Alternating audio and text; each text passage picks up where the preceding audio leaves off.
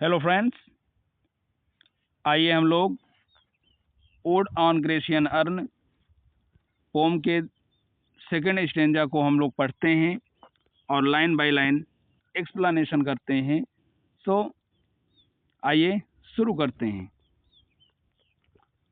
Heard melodies are sweet but those unheard are sweeter. कवि कहता है कि हर्ड मेलोडीज आर स्वीट। जैसा कि मैंने आपको पिछले वीडियो में बताया कि वहाँ पर विभिन्न प्रकार के वाद्य यंत्र बजाए जा रहे हैं। तो कवि कहता है कि हर्ड मेलोडीज आर स्वीट, यानी जिस संगीत को आप सुनते हैं, जिस संगीत को हम सुनते हैं, वो हमारे कानों में यानी हम लोगों के लिए प्रिय होते हैं, मधुर होते हैं। बट दोज अनहर्ड, लेकिन जिस संगीत को हम नहीं सुन पाते हैं, आर स्वीटर, वो और भी अधिक प्रिय होते हैं और अधिक मधुर होते हैं। क्यों? क्योंकि उन संगीत को हम लोग अपने कानों से नहीं बल्कि अपने दिल में महसूस करते हैं। देयरफॉर, इसलिए ye soft pipe play on, और इसलिए हे संगीतकारों, हे musicians, short pipe play on, इसलिए आप अपने पाइप्स को बजाते रहो, ठीक है। और not to the sensual ear, ये तुम लोगों के द्वारा बजाए जाने वाले जो ये पाइप्स हैं, क्योंकि आप लोगों को मालूम है कि ये जो पोम लिखी गई है ये ग्रेशियन अर्न के ऊपर, और ग्रेशियन अर्न में जो पिक्चर्स बने हुए उन्हीं को देख करके लिखी जा रही है। और ये जो वर्णन है उन संगीतकारों के लिए है जो चित्रित हैं, जो पेंटेड हैं, कहाँ? ग्रेशियन अर्न में। तो कवि ने कहा कि अपनी जो शॉर्ट पाइप है इसको प्ले ऑन रखो, रखो, और not to the sensual ear, यद्यपि तुम्हारे द्वारा बजाए गए संगीत को ये सेंसुअल ईयर यानी हम लोगों के जो वास्तविक कान हैं, हम लोग अपने कानों से नहीं सुन सकते हैं। We can not hear the music what you are playing on, जो आप बजा रहे हैं उसको हम लोग नहीं सुन सकते हैं। कहाँ से? अपने इन वास्तविक कानों से। But more endeared pipe to spirits of note on, बल्कि उस संगीत को हम लोग सुन पाएंगे कहाँ? स्पिरिटिस, अपने दिव्य आत्मा के द्वारा।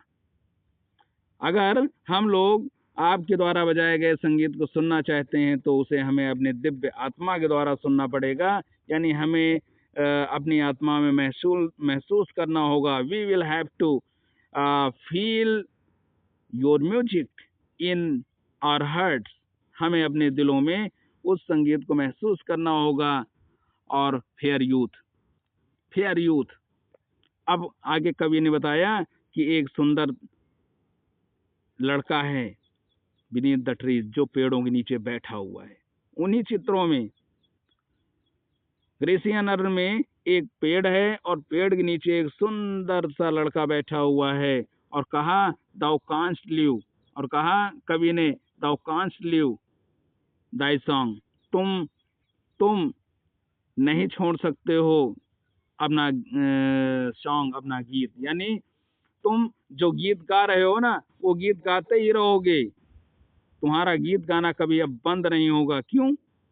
क्योंकि जो चीज एक बार तस्वीर में छप गई तो वो छप गई। फ्रेंड्स, देखते हैं जैसे देखिए, अब चित्र में अगर ये बंदा पाइप्स बजा रहा है तो अब ये बजाता ही रहेगा जब तक ये ग्रेशियन अर्न रहेगा। ये ड्रम बजा रहा है तो ड्रम बजाता ही रहेगा फ्रेंड्स। और ये प्रेमी और अपनी प्रेमिका को एक तरह से प्रपोज कर रहा है तो करता ही रहेगा। तो आइए सीधा अपने टेक्स्ट पे चलते हैं।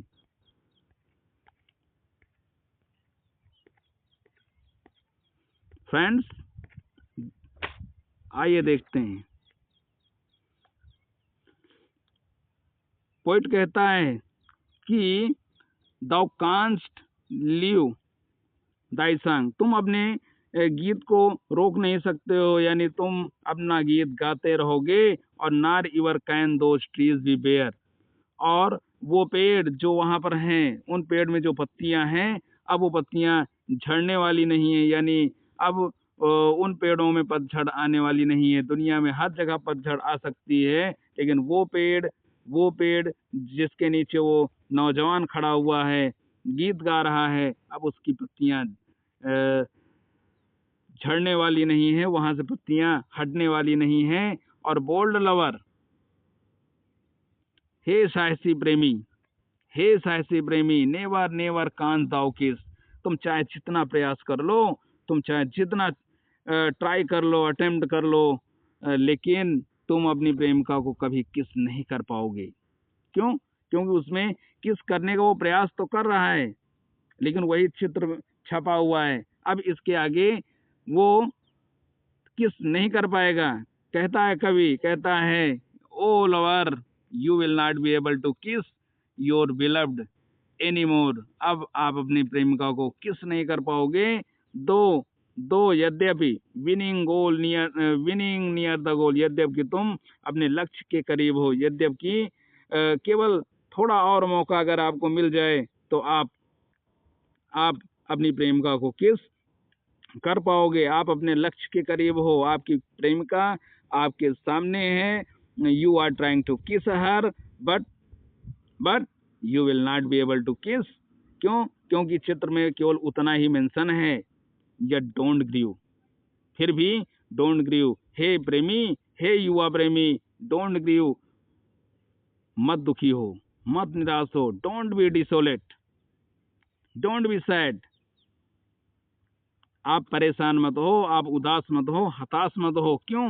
क्योंकि सी कांट फेड, फेड का मतलब होता है धूमिल होना या मुरझाना, तो यहाँ पर मतलब है कि आपको उदास होने की जरूरत नहीं है। क्यों? क्योंकि सी कांट फेड, उसकी जो ब्यूटी है वो कभी खत्म नहीं होगी। जितनी सुंदर आज है, ऐसी सुंदर वो हमेशा हमेशा इस ग्रेसियन अर्न में बनी रहेगी। दाउ हास्ट नॉट दाई ब्लिस, यद्यपि तुमको तुम्हारा आनंद, यद्यपि तुमको तुम्हारा ब्लिस नहीं मिल पा रहा है, यद्यपि तुमको तुम्हारा एक तरह से जिसको हम ये बोल सकते हैं कि आपको यद्यपि आपको पूरा आनंद नहीं मिल पा रहा है, लेकिन फिर भी आपको एक चीज है ये समझ लेना है कि आपकी जो प्रेमिका है, आपकी प्रेमिका की जो सुंदरता है वो कभी खत्म नहीं होगी। आपकी जो प्रेमिका है वो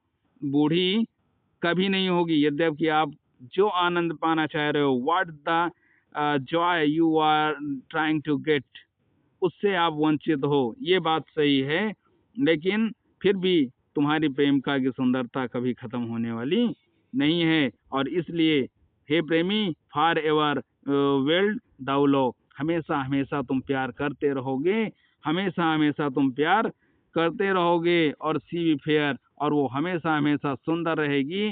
तुम्हारा प्रेम और उसकी सुंदरता दोनों अमर रहेंगे, दोनों इमोर्टल रहेंगे। फ्रेंड्स, आई होप आप लोगों की समझ में ये लाइनें आई होंगी। और इसके बाद तीसरे स्टेंजा के साथ फिर मैं आपसे मिलता हूँ अगले वीडियो में। लेकिन लाइक, शेयर, सब्सक्राइब और कमेंट जरूर करें। बहुत बहुत धन्यवाद।